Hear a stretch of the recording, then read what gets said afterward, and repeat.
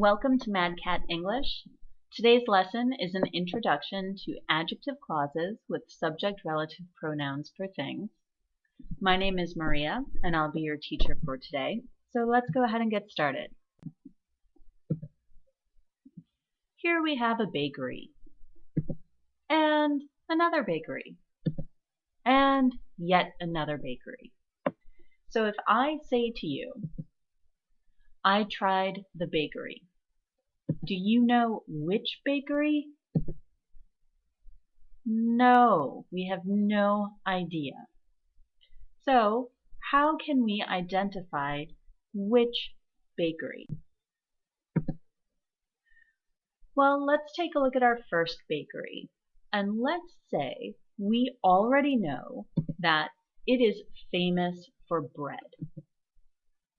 The second bakery is famous for cakes. And our third bakery is famous for pies. So now, if we take a look at our sentence again, I tried the bakery. It is famous for bread. Well, now we know we're talking about the first bakery. But these are both two simple sentences. As we improve our English, we want to try to combine information that is connected. And in this case, if we take a look at the second sentence, that pronoun it refers back to bakery. So we can replace the pronoun it in the second sentence with that. And then we can put these together into a single sentence. I tried the bakery. That is famous for bread. That still refers back to the bakery.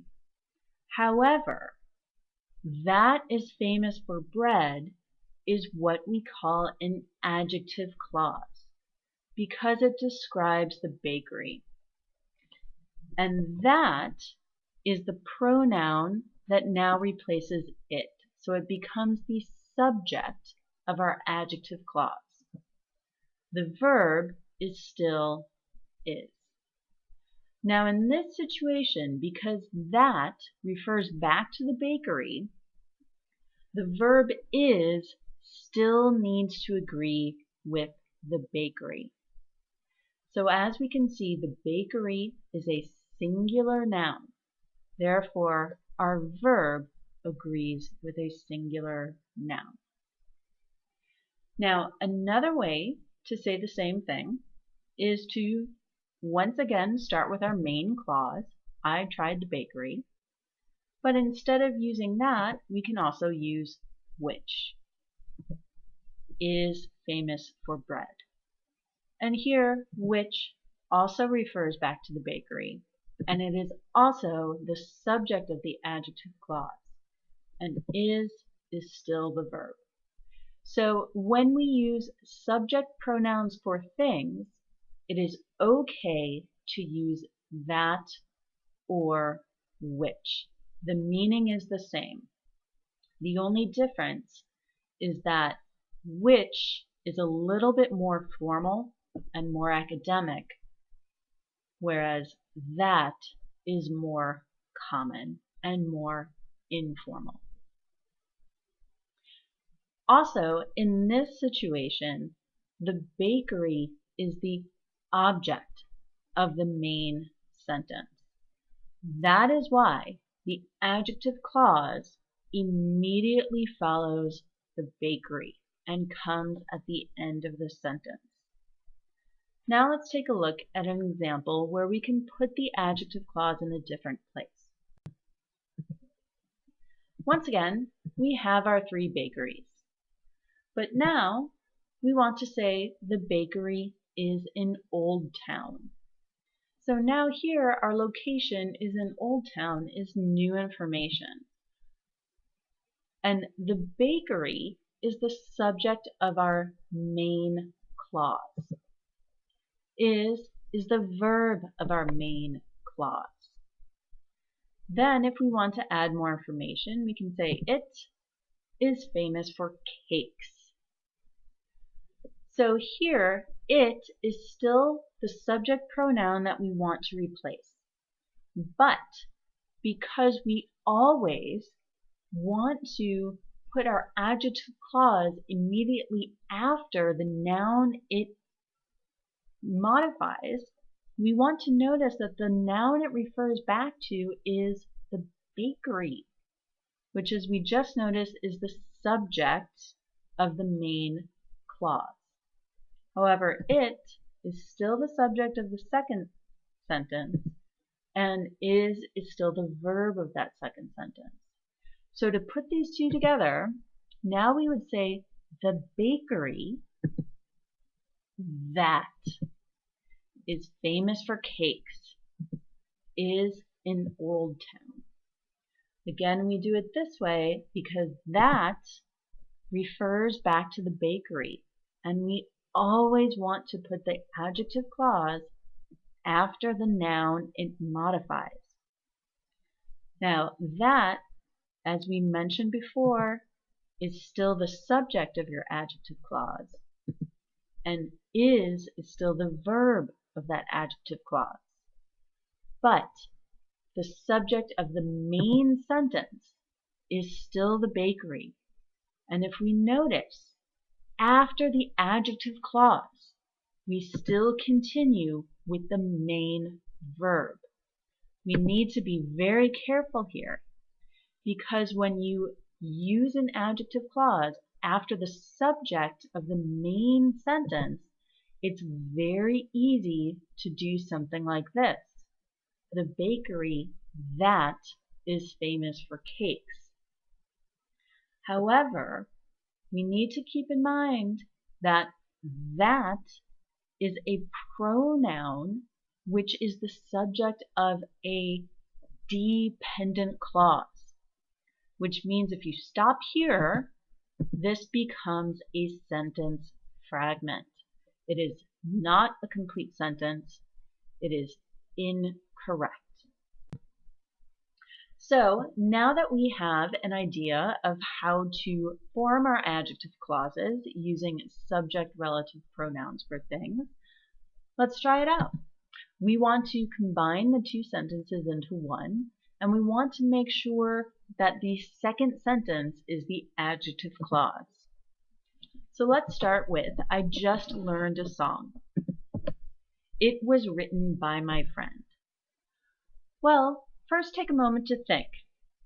It, in the second sentence, what does that refer back to in the first sentence? Song. So, to put this together, we would say, I just learned a song that, or which, was written by my friend. I love the house.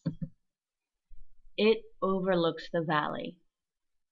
Well, again, we need to take a look at it in the second sentence and think about what it refers to in the first sentence. In this case, it refers to house. So we combine these two sentences in the following way. I love the house that, or which, overlooks the valley.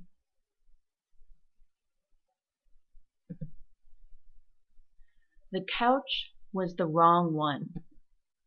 It was delivered. Now again here, it refers back to what part of the first sentence? Does it refer to the couch, or does it refer to one?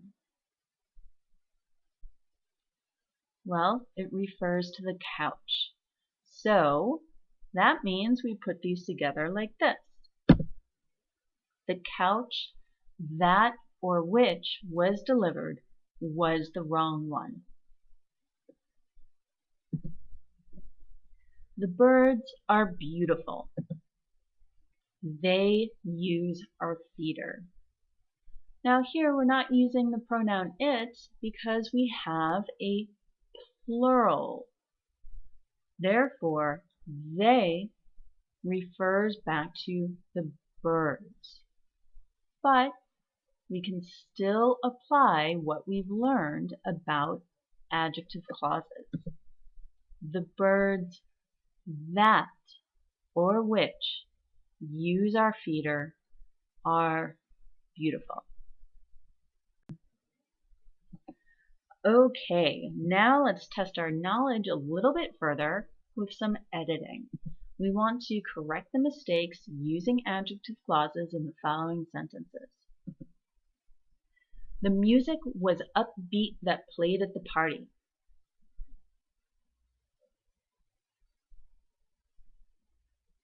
Well, the correct way to say this is the music that was played at the party was upbeat.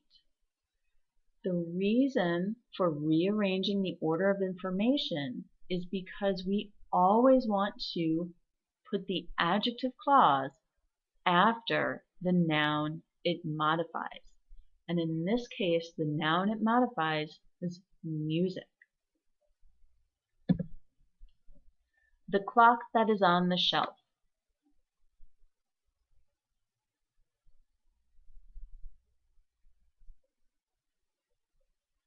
Well, here as we see, the problem is with putting the period there. And that's because we have no main verb. So one possible way to complete this sentence is to say, the clock that is on the shelf was my father's. Now, of course, you can complete this in other ways as well. If you chose to say something like, the clock that is on the shelf was a gift, that's great. Or the clock that is on the shelf needs a new battery, okay, right? The key point here is that you need to complete the sentence with a main verb. We ate the cookies which was on the table.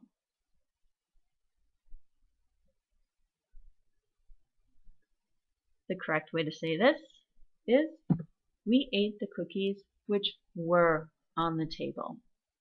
Right, so here, cookies is a plural noun, which means the verb in the adjective clause also needs to be plural.